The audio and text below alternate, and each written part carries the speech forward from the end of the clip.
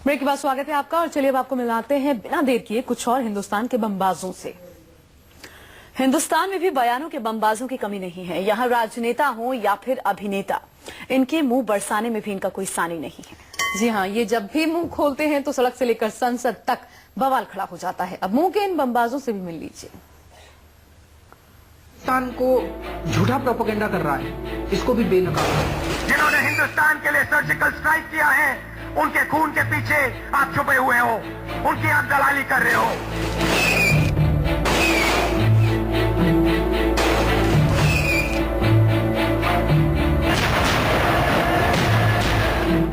हिंदुस्तान में बमबाजों की कमी नहीं। सियासत हो, फिल्मी दुनिया हो या फिर खेल की दुनिया, मुंह से मिसाइल छोड़ने वाले यहाँ हर जगह मिल जाते हैं। ये मौका मिलते ही मुंह से दनादन गोले दागना शुरू कर देते हैं।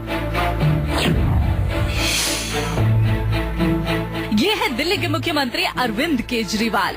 हिंदुस्तानी सियासत की ये वो शख्सियत है जिन्हें हर बात का सबूत चाहिए।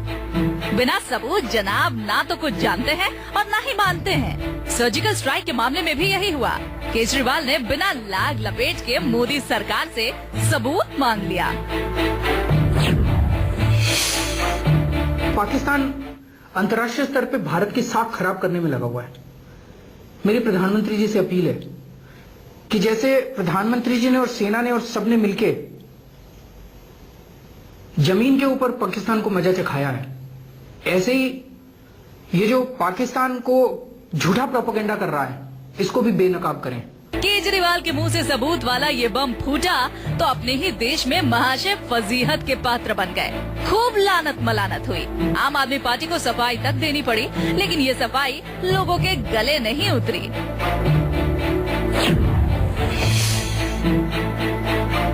कांग्रेस उपाध्यक्ष राहुल गांधी भी इस मामले में कम मुस्ताद नहीं है। सर्जिकल स्ट्राइक के बाद एक तरफ हिंदुस्तान का सीना चौड़ा हो गया था, तो दूसरी तरफ राहुल गांधी मोदी सरकार पर खून की दलाली का इल्जाम लगा रहे थे, बिना ये सोचे कि मुंह के इस बम की गूंज कितनी दूर तक जाएगी। जम्मू कश्मीर में जिन्होंने अपना खून दिया है, जिन्होंने हिंदुस्तान के लिए सर्जिकल स्ट्राइक किया है, उनके खून के पीछे आप छुपे हुए हो, उनकी आप दलाली कर रहे हो। राहुल गांधी के इस जुबानी बारूद पर जमकर बवाल हुआ। सड़क से लेकर संसद तक संग्राम हुआ, तब जाकर मामला ठंडा पड़ा।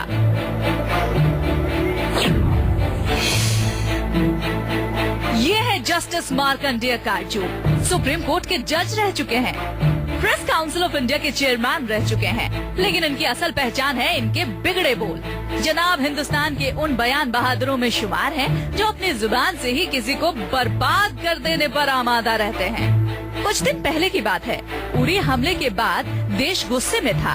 पाकिस्तान के खिलाफ लोगों का खून खौल रहा था। इस बीच काटजू ने पाकिस्तान को अजीबोगरीब ऑफर दे दिया। फेसबुक पर लिखा, पाकिस्तान और हमारे बीच के विवाद को आइए खत्म करते हैं। अब कश्मीर ले सकते हैं, लेकिन इसके साथ एक शर्त है। कश्मीर के साथ आपको बिहार भी लेना होगा। ये एक पैकेज डील है, या तो आप पूरा पैकेज लें, नहीं तो कुछ नहीं मिलेगा। या तो आप दोनों कश्मीर और बिहार लें, या फिर कुछ नहीं। क्या आपको ये डील मंजूर है?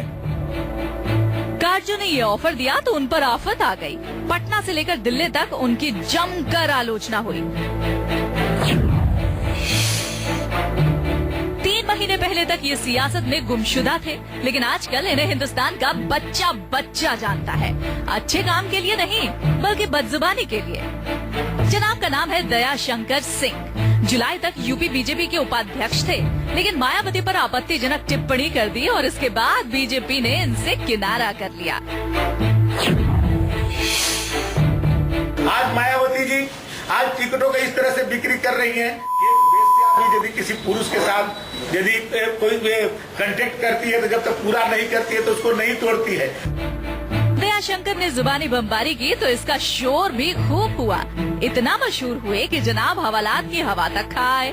पता नहीं वो शुभ घड़ी कब आएगी जब मुंह से बम बरसाने वाले इन नेताओं को सद्बुद्धि आएगी। उस शुभ मुहूर्त का पूरा हिंदुस्तान बेसब्री से इंतजार कर रहा है। Bureau report, news 24।